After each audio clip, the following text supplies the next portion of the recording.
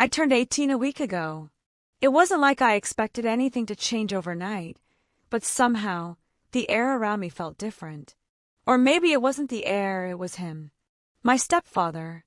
I first noticed it on the evening of my birthday. My mother had planned a small gathering, just the three of us. Nothing fancy, just a homemade cake, candles, and a gift wrapped in silver paper.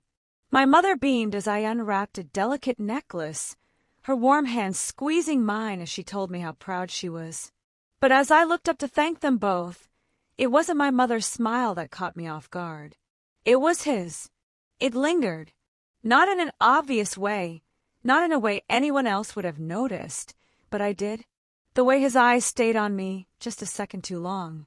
The way his fingers hesitated as he passed me the knife to cut the cake. The way he cleared his throat and looked away, as if realizing something he wasn't supposed to be thinking. At first, I told myself I was imagining things. I had to be. He had been in my life for 6 years. 6 years of normal, steady, predictable fatherly behavior. He was the man who taught me how to drive, who sat next to my mother during movie nights, who called me kiddo without a second thought. That kind of thing didn't just change overnight, but something had. The next morning, I woke up to the sound of my mother's voice drifting from downstairs. She was leaving early, something about a client meeting across town. I stretched, glanced at my phone, and saw the time, too early for a weekend, but I knew I wouldn't be able to fall back asleep. As I padded downstairs in my oversized t-shirt and shorts, I expected to find the house empty, the way it usually was when my mom had work. Instead, he was there, sitting at the kitchen table with a mug of coffee in his hands. "Morning, kiddo," he said, but the usual playfulness in his tone wasn't there. It was softer, deeper. "Morning," I mumbled, grabbing a glass of juice from the fridge. I felt his gaze, the way it flickered over me before he quickly looked back down at his coffee. I told myself I was imagining it, but then it happened again, and again. At dinner that night, my mother told us she'd be traveling for work the following weekend. "It's just 2 nights," she said, ruffling my hair like I was still a child. "I expect you two to survive without me." He chuckled, but I saw the way his jaw tightened. I didn't think much of it at the time.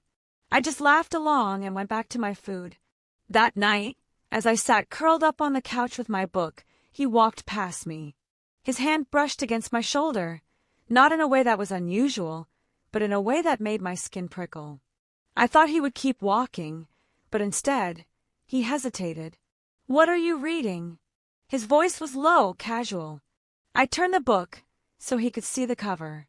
He nodded slowly, his gaze flickering between my eyes and my lips for just a second. So quick I almost thought I'd imagined it. Almost. He shifted, as if about to say something else. But then my mother walked into the room, and he stepped away as if nothing had happened. By the time I went to bed that night, I felt a knot in my stomach that I couldn't quite name. I was being ridiculous. I had to be. But a part of me, the part that noticed things, the part that remembered the way his fingers brushed mine when he passed me a fork at dinner, or the way his voice softened when he said my name, knew that I wasn't. The kitchen was warm, filled with the rich scent of flour and yeast. I stood by the counter, my hands dusted in white powder, as my stepfather rolled up his sleeves. His arms flexed slightly as he kneaded the dough with practiced ease, pressing and folding, his fingers moving in a steady, rhythmic motion. "Here," he said, glancing up at me. "You try." I hesitated for a second before reaching out, pressing my palms into the soft mound of dough. It was sticky at first, clinging to my fingers as I tried to mimic his movements. He chuckled, a deep, quiet sound that sent a strange warmth through me.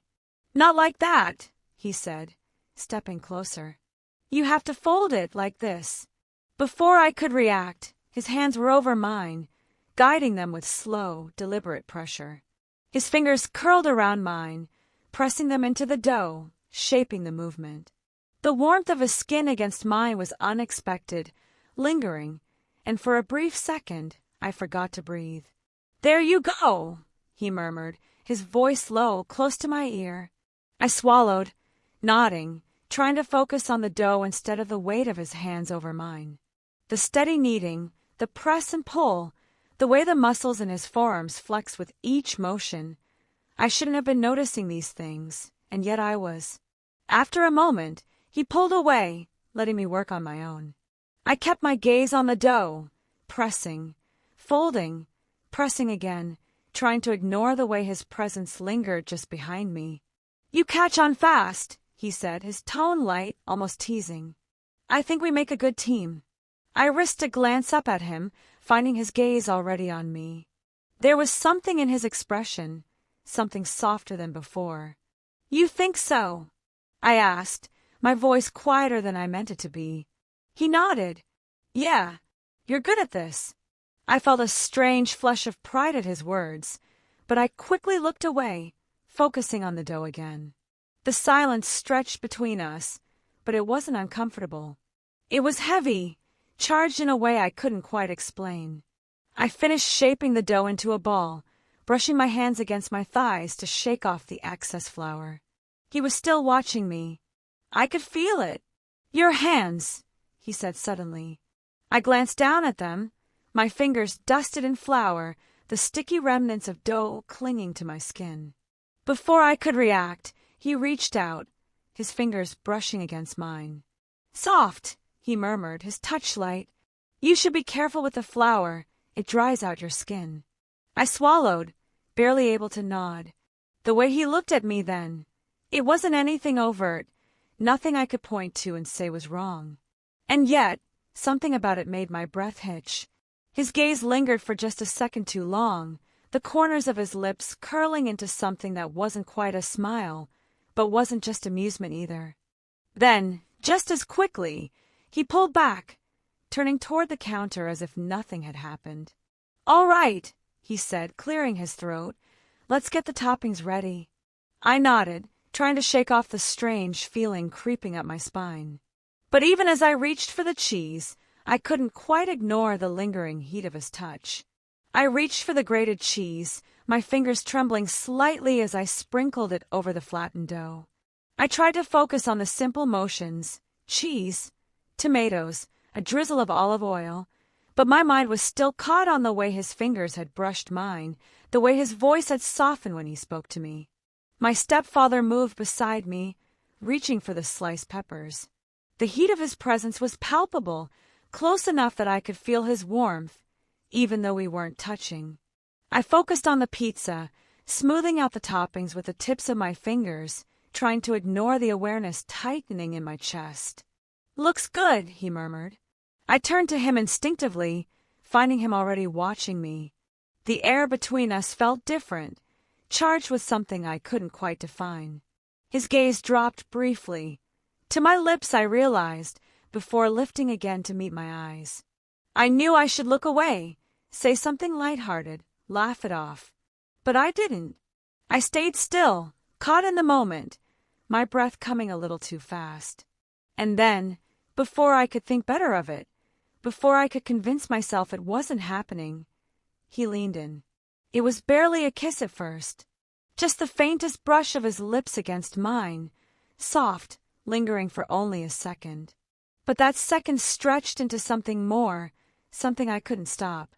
His hand lifted, fingers skimming along my jaw, tilting my face up to his. I should have pulled away. I should have stopped it, but I didn't. Instead, I leaned in, my breath catching as his lips pressed more firmly to mine. His touch was warm, steady, careful, but beneath it, there was something else. Something restrained, something he wasn't letting himself fully give into. The heat of it curled in my stomach, spreading through me in slow waves. His fingers lingered at my jaw, his other hand resting just lightly at my waist. I felt weightless, as if I had stepped outside of myself, as if I was floating in some quiet, unreal moment. And then, as quickly as it had started, he pulled away. The silence that followed was deafening. I looked up at him, my breath uneven, my heart pounding so loudly I was sure he could hear it. His expression was unreadable, his jaw tight, his hand still hovering near me as if he wasn't sure whether to step back or pull me closer. My voice came out unsteady. I didn't even know what I was trying to say. He exhaled slowly, his gaze flickering away for a brief second before returning to mine. "We should put the pizza in." The words felt abrupt, forced, but I nodded quickly, seizing the excuse to move, to do something, anything to ground myself in reality again. I turned, sliding the pizza onto the baking tray with slightly unsteady hands. He stood beside me, his movements slower, more measured, but I could feel the tension radiating from him. The oven door creaked as I opened it, the rush of heat brushing against my face as I carefully placed the tray inside. I shut the door, my fingers gripping the handle for just a second too long, needing the steadiness of something solid. When I finally turned back to face him, he was leaning against the counter, watching me with an expression I couldn't quite read. Then, as if nothing had happened, as if my lips hadn't just been pressed to his, as if the world hadn't just shifted under my feet, he said, "I know a delicious cocktail. You want to try it?" The casual tone of his voice didn't fool me. The tension was still there, hanging thick in the air between us, but I found myself nodding anyway. "Yeah," I said, my voice barely above a whisper. "Sure." He nodded once, then turned to the liquor cabinet.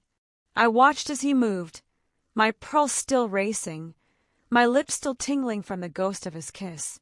I leaned against the counter, watching as he reached into the cabinet for the bottles. His movements were slow, unhurried, and yet there was something incredibly precise about them, like he had done this 1,000 times before. The soft clink of glass against wood echoed in the quiet kitchen as he set everything down. His sleeves were still rolled up from earlier, revealing the sharp lines of his forearms, the faint dusting of flour that still lingered from our time making the dough. And then there were his tattoos. I had seen them before, of course, but I had never really looked.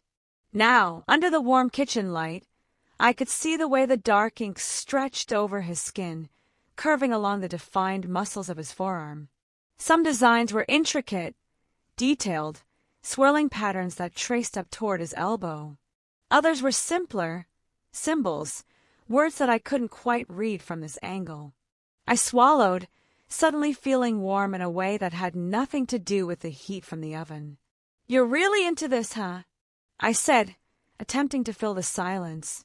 He smirked, glancing up at me as he twisted open a bottle. "I like making drinks. There's an art to it." I bit my lip, watching as he poured a splash of golden liquid into a glass, his hand steady, confident. He moved like he knew exactly what he was doing, like every motion had been carefully considered. There was something undeniably captivating about it, about him. "Tonight," he said suddenly, pausing mid-pour, "call me by my name." I blinked. "What?" His eyes flickered to mine, something unreadable in them. "Just for tonight. No stepdad, no formalities. Just my name." I hesitated, my fingers curling slightly against the countertop. I had never called him that before.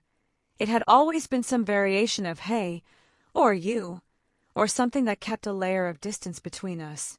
But now, after everything, what was the point of keeping that distance?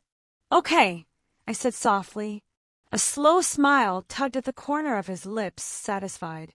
Then he turned back to the drink, adding something dark and syrupy to the mix.